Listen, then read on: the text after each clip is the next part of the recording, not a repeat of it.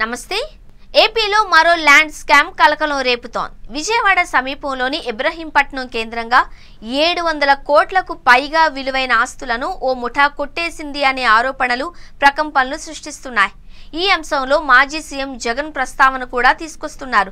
తనను బెదిరించి 700 కోట్ల రూపాయల విలువైన ఆస్తులను మాజీ CM Jagan PA Nageswar Reddy, Chemakurthi Srikanth registration చేయించుకున్నారు అని ఇబ్రహీంపట్నం మాజీ రిజిస్టర్ సింగ్ చంద్రబాబుకు ఫిర్యాదు చేశారు. అయితే సింగ్ ఏసీబీ అదుపులో ఉన్నారు. రహస్య ప్రాంతంలో విచారణ చేస్తున్నారు. రాష్ట్ర వ్యాప్తంగా విచారణ జరగాల్సి ఉంటుంది అని, 2 రోజుల్లో పూర్తి వివరాలు తెలుస్తాయి అని భావిస్తున్నారు.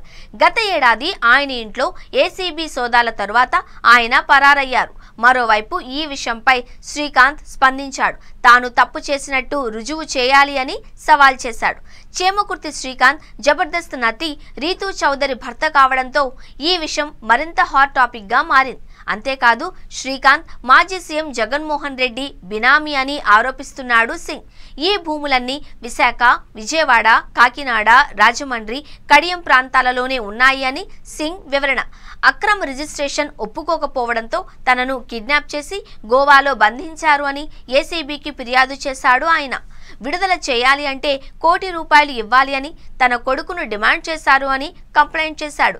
₹1 కోటి తమ దగ్గర వసూలు చేసి తనను విడుదల చేసిన తర్వాత బలవంతంగా ఆ భూ రిజిస్ట్రేషన్ చేయించుకున్నారు అని ఆరోపించారు. సింగ్ వర్షన్ ఇలా ఉంటే, ఆరోపణలు ఎదుర్కొంటున్న శ్రీకాంత్ కూడా రెస్పాండ్ అయ్యాడు. తన దగ్గర 700 కోట్ల రూపాయల ఆస్తులు ఉంటే ఎవరు ఎక్కడ సంతకం పెట్టమంటే అక్కడ పెడతాను అని ఆయన చెబుతున్నారు. ఆరోపణలు చేస్తున్న సింగ్ తన స్నేహితుడు అని శ్రీకాంత్ వివరణ.